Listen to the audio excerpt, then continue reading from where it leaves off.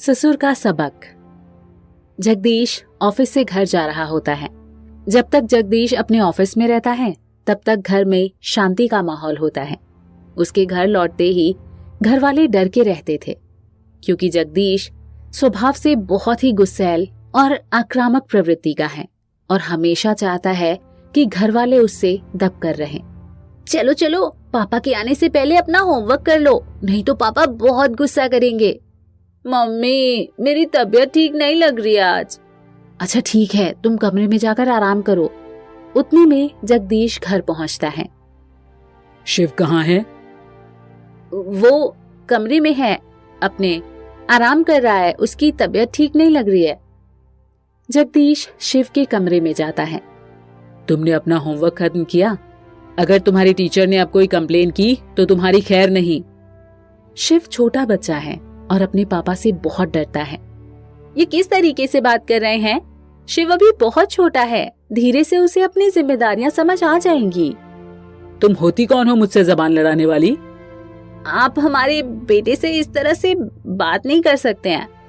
जगदीश उषा को थप्पड़ मार देता है, क्योंकि बात गलत हो या सही, उसे कोई जवाब ना दे, वो ऐसा चाहता है। जगदीश हमेशा उषा को मारता रहता था और उससे बुरा बर्ताव करता था।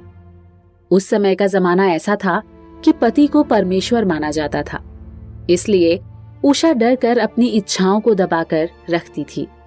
इसके साथ साथ वो अपने बेटे शिव को भी बहुत मारता पीटता था। 15 साल बाद शिव की शादी कृति से होती है। कृति पेशे से डॉक्टर है। जगदीश अपने घर की महिलाओं को डरा धमका कर रखना चाहता था, लेकिन उसने कृति से शिव की शादी कराई, क्योंकि उसे समाज में ऐसी लड़की चाहिए थी जो बहुत पढ़ी लिखी हो। शिव इतना बड़ा होने के बाद भी अपने पिता से बहुत डरता था। आपने मुझे और शिव को जैसे भी रखा, बहू के सामने अब आप ऐसा बर्ताव नहीं करेंगे। वो किसी के घर की बेटी है, उसे लाकर हम अपने घर में दुख नहीं दे सकते हैं। तुम तो ऐसे बात कर रही हो जैसे मैं कहीं का विलन हूँ। उषा उससे कुछ नहीं कहती और याद करती है कि किस तरह जगदीश उसे मारा करता था। एक दिन सुबह उषा नाश्ता बनाने में देरी कर देती है। अब इस घर में 2 औरतें हैं, फिर भी नाश्ता टाइम से नहीं मिलता। मैंने थोड़ी ढील क्या दे दी, तुम तो बदतमीजी पर उतर आई। जगदीश इतना गुस्सा हो जाता है कि वो उठकर उषा को मारने की कोशिश करता है। उतने में कृति आकर अपने ससुर का हाथ पकड़ लेती है। क्या यही सिखाया तुम्हारे माँ बाप ने? अपने ससुर का हाथ पकड़ लिया तुमने?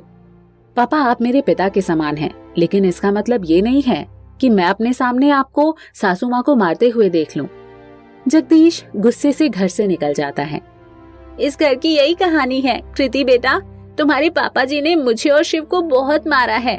मेरी भी इच्छा थी कि मैं टीचर बनूं और स्कूल में जाकर बच्चों को पढ़ाऊं। तो क्या पापा जी आपको मना करते थे? बेटा, मना तो क्या, उनकी मर्जी के बिना हम इस घर में सांस तक नहीं ले सकते थे। लेकिन आपने इतना कुछ क्यों सहा मम्मी जी?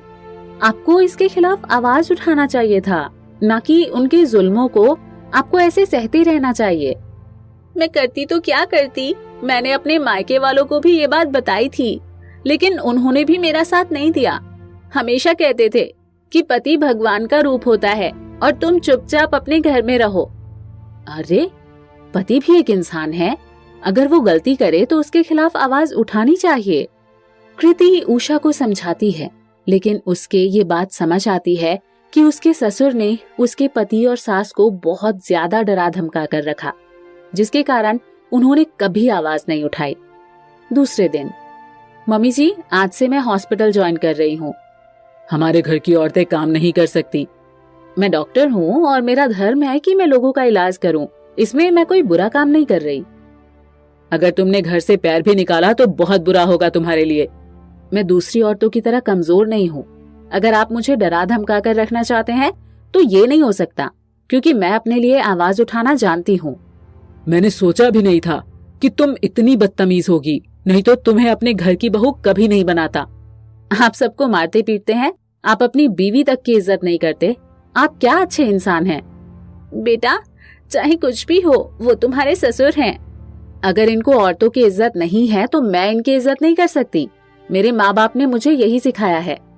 जगदीश गुस्से में आ जाता है और वो कृति के ऊपर हाथ उठाने की कोशिश करता है। उषा जगदीश का हाथ रोककर उसे एक जोरदार थप्पड़ मारती है।